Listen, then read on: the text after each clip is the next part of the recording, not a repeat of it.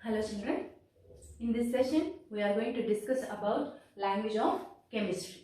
Language of chemistry. So before going to speak about the language of chemistry, you have to know what is meant by chemistry. What is meant by chemistry? So let us revise what is meant by chemistry.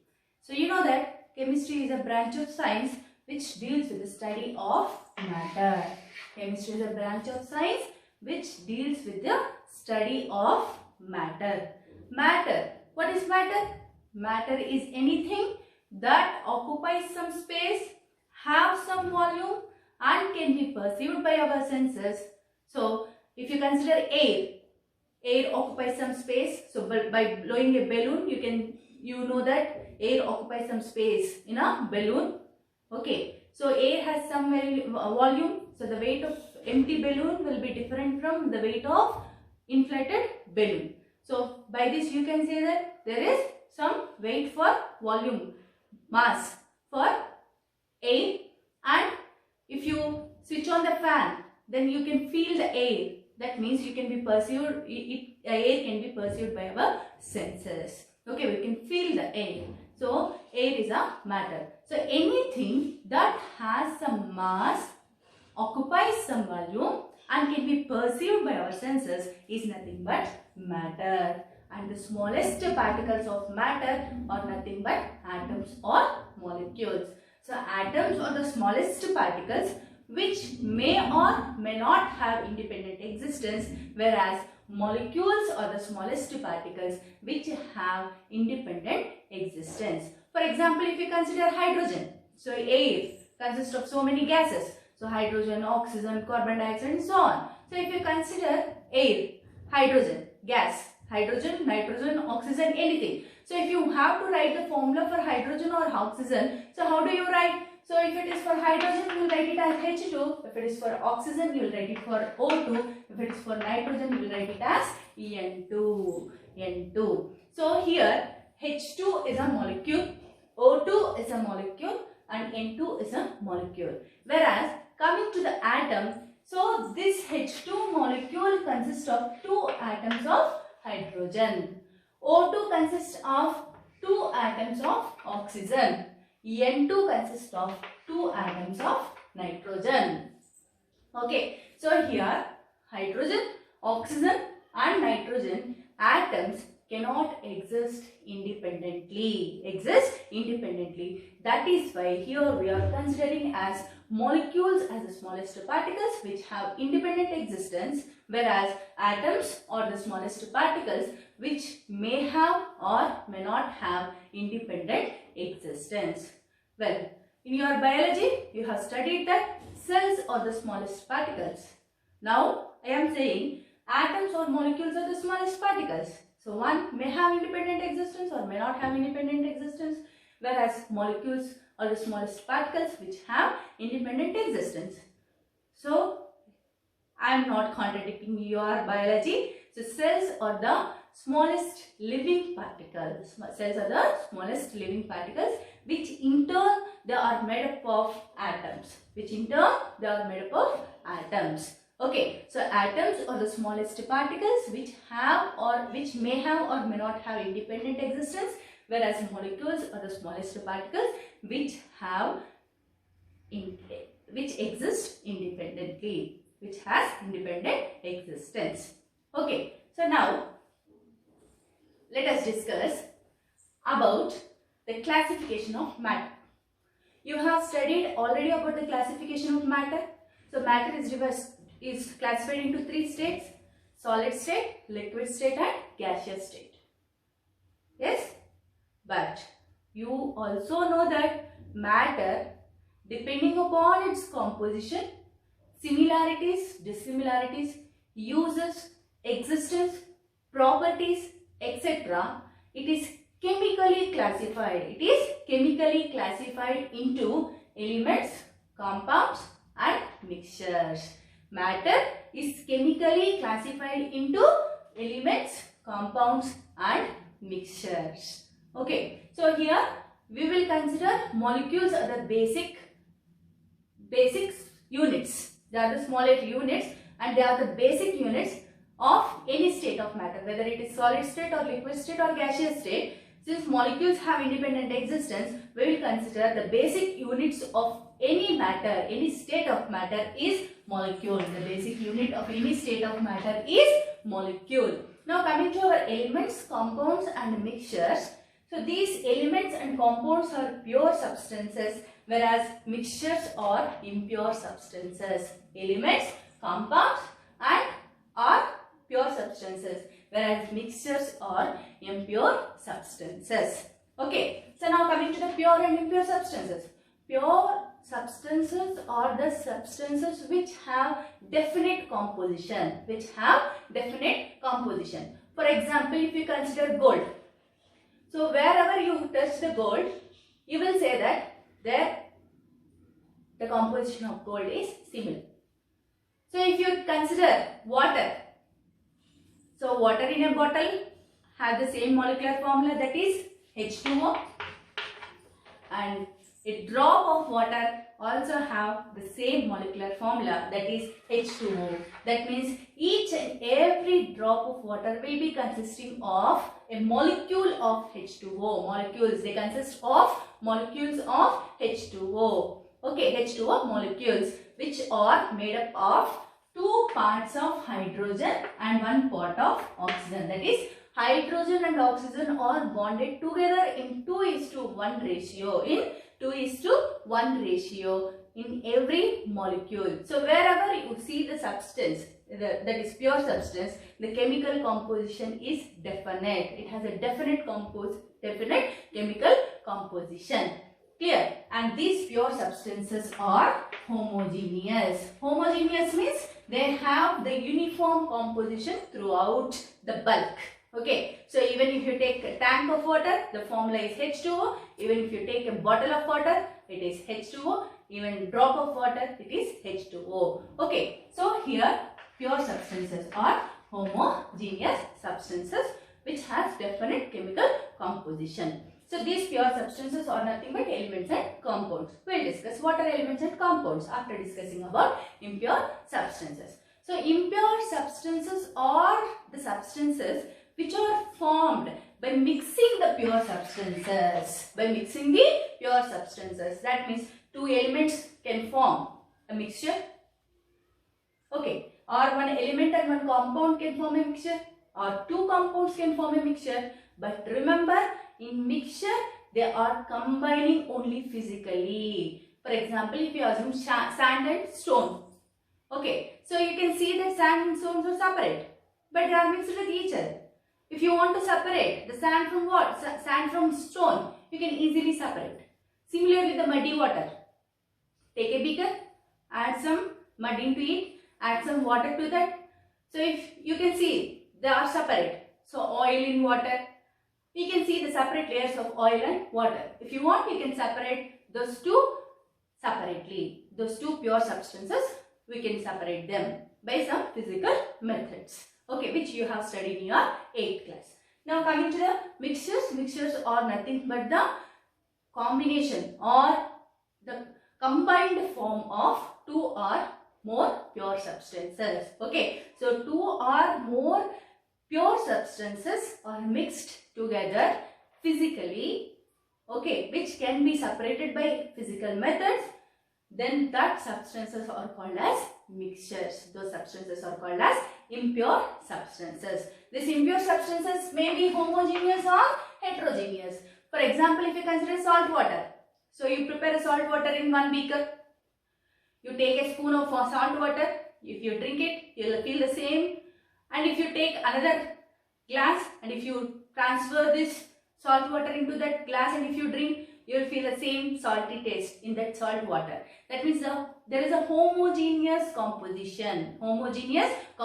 Wherever you see the taste of that salt water, the salt taste is same. This is because the salt is mixed homogeneously in the water, in fixed composition in a water. If you take the same muddy water, okay, so the composition is not different, is completely different. So if you observe the beaker, the sand will settle at the down and water will be in the upward position. Okay, so there is no uniform concentration. Okay, there is no uniform distribution. So these impure substances may be homogeneous or heterogeneous, whereas pure substances are only homogeneous.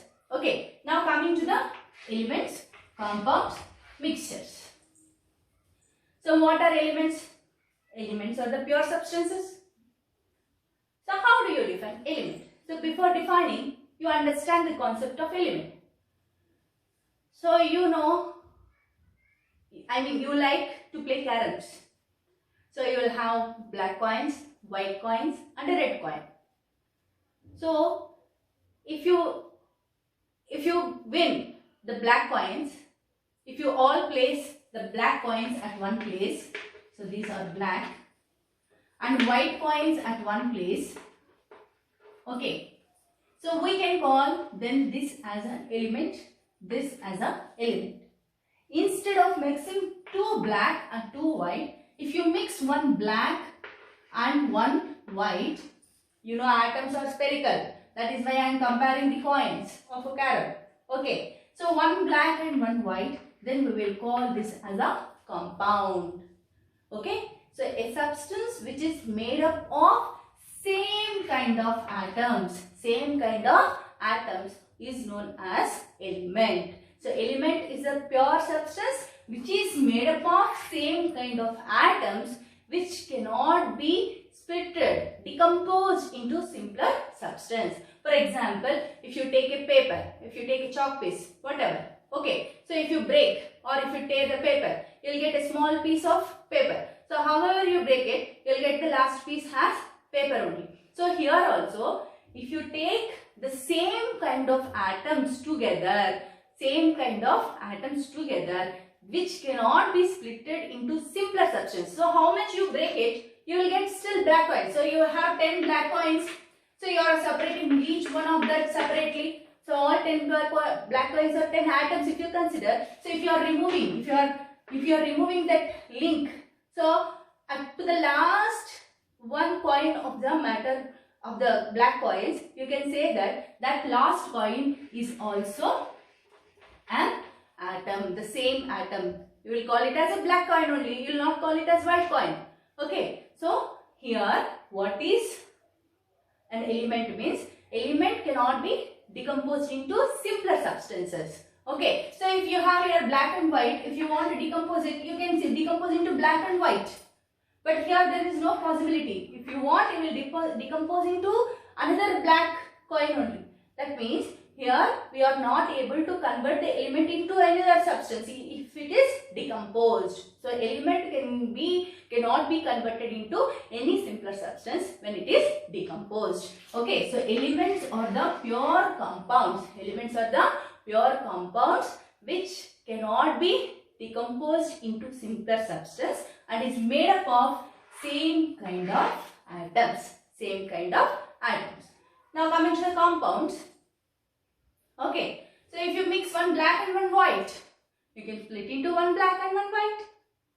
Similarly, if you combine 5 black and 5 white, you can split into 5 black and 5 white. That means you are able to split into simpler substances. So instead of white and black, you are splitting it into white separate, black separate. So you are splitting it into simpler substance. Okay, so what are compounds means? Compounds are the substance which are in a definite fixed ratio formed by the combination of different kinds of atoms. Okay, so if you consider black and white, so one black, one white. Okay, so fixed ratio. Here the composition is fixed. So 1:1. 1:1 ratio of white and black coins are combined. So here different atoms are combining. To form a compound. In simple, if atoms of same kind combines, then it will form an element. For example, pieces of watermelon. Okay, so pieces of watermelon came from watermelon itself. So even if you cut it into small pieces, we will call them as watermelon pieces only. Okay, so the elements, the atoms of same kind are formed, then are combined, then they are called as elements. The atoms of different kind are combined, in fixed composition, in a definite ratio, then they are called as compounds. For example, water. Say H2O. So here hydrogen atom is there, oxygen atom is there. Hydrogen atom and oxygen atom. So these are combined in a fixed ratio, that is 2:1. 2:1. Okay, and wherever you see the composition of water, it will be like H2O molecule only in 2:1 ratio. 2:1 ratio of hydrogen and oxygen. So these are called as compounds. Compounds are the pure substances, that is homogeneous substances which are formed by the different kinds of atoms. Different kinds of atoms. Okay, so mixtures, just now we have discussed. Mixtures are nothing but the substances which are formed by the combination of two or more pure substances. Two or more pure substances. Okay, so this is about chemistry. Okay, so here you have to study about one more thing, that is atomicity. So atoms are the smallest particles which may or may not have independence. Now what is this atomicity? Atomicity is nothing but number of atoms. Number of atoms in a molecule. Number of atoms in a molecule. So atomicity is nothing but number of atoms in a molecule. Depending upon this number of atoms in a molecule, so we can classify the molecules into different types. We can classify the molecules into different types, like monoatomic, diatomic, triatomic, tetra and polyatomic. Tetraatomic and polyatomic. So monoatomic. Mono means 1. Di means 2. Tri means 3. Tetra means 4. And poly means more than 4. Okay. So 5, 6, 7, 8, 9. It can be any number. Okay. So monoatomic molecules, diatomic molecules, triatomic molecules, tetraatomic molecules, polyatomic molecules, etc. So let us see some examples for this. Okay. So now coming to monoatomic. So if you consider noble gases, what are noble gases? Helium, neon, krypton, xenon, radon and so on. Okay. So if you consider these noble gases, these are very stable, inert in nature. So these exist as single atoms itself. So while writing about helium, you will write it as He only. You will never write it as H2 because He exists independently. It will not react with any other substances because these are inert in nature. Okay, these are stable in nature, so they don't want to react with any other substances. So these are monoatomic substances because they have only one atom. Because they have only one atom in its element. Okay, in its molecule or in its element or anything. Now coming to the diatomic molecule. Just now we have seen that all the gases like hydrogen, oxygen, nitrogen, etc. Okay, so if you see hydrogen, how many atoms are there? 2 atoms of hydrogen, oxygen, 2 atoms of oxygen, 2 atoms of nitrogen, like that and so on. So any molecule or any compound that consists of 2 atoms are called as diatomic molecules. Diatomic molecules. Okay, now coming to the triatomic. So you can take H2O. Okay, so if you take H2O, CO2, carbon dioxide, sulfur dioxide. Okay, so how many atoms are there here? So 2 atoms of hydrogen plus 1 atom of oxygen. So 3 atoms are there. Similarly in carbon dioxide, 2 atoms of oxygen and 1 atom of carbon. So totally 3. Similarly in sulfur dioxide, 3. Okay, so the number of atoms in the given compound or in the given molecule, if it is 3, then we can say that molecules as triatomic molecules. Triatomic molecules. Okay, now coming to the tetra. So if you take ammonia, So NH3. So how many atoms are there in an ammonia molecule?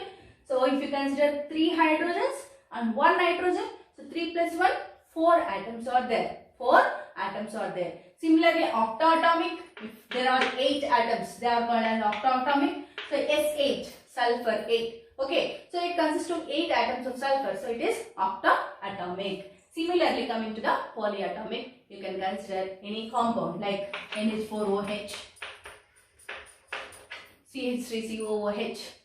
Okay, so you can consider any compound which have more number of atoms. They are polyatomic compounds. So atomicity is nothing but number of atoms in the given compound or molecule. Okay, so now they are classified into so many types: monoatomic, diatomic, triatomic, tetraatomic, octatomic, polyatomic, and so on. Pentatomic, hexaatomic. Okay, so and so on. So you have seen the examples for each. You try to write many more examples other than this. Okay, so this is about chemistry. A brief revision about chemistry. Now coming to the language. So what is language? Language is a way of communication. It is a way of communicating with others. Okay, so I know English, Hindi and Telugu. Some others will speak Spanish, Chinese, Japanese and so on. You may know Kannada, Tamil and so on. Okay, so different people will speak different languages. So how these languages originate from? Okay, so let us see. So early man, ancient man used to have some symbols. Okay, so they used signals or some symbols on the stones, on the sand to communicate with others.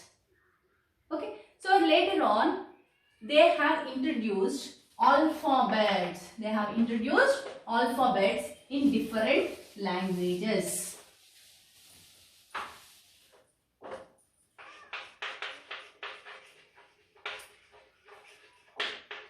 So alphabets in different languages. So each and every language have alphabets. For example, English, alphabets, ABC and so on. Telugu, E and so on. Hindi. So many, all the languages will have the alphabets. Okay. So these alphabets in different languages will combine together to form a word in different languages. For example, if I have to call you, if a teacher has to call to mark the attendance. Okay, so the teacher will not call SATA. Okay. And BALU. They will not call you like that. What they will call? Sita, Balu and so on. So why is it so? Here the alphabets combine together to form a word, and that word is made meaningful by using the phonetics. Okay, so by using that phonetics they frame the alphabets into words, form words in different languages. Okay, so now if I have to tell anything to you, I cannot use just words. So these words in different languages will combine together to form sentences.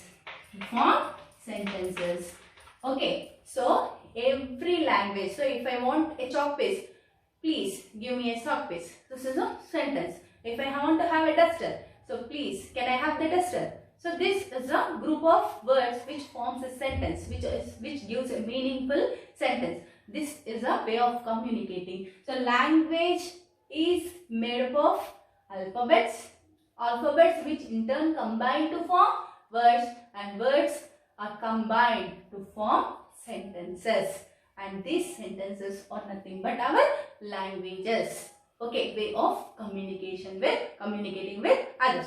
Similarly, like other languages, our chemistry is separate branch of science. Has its own language, which consists of alphabets, words and sentences. So what are alphabets in chemistry? Those are nothing but symbols. So these symbols, for example, sodium, Na is a symbol. Okay, so these symbols will combine together to form a word.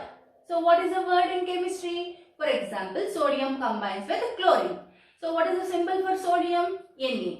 Chlorine, Cl. So these will combine together to form a chemical formula, that is NaCl. Instead of telling sodium chloride, I can tell it as NaCl. So these symbols combine together to form a chemical formula.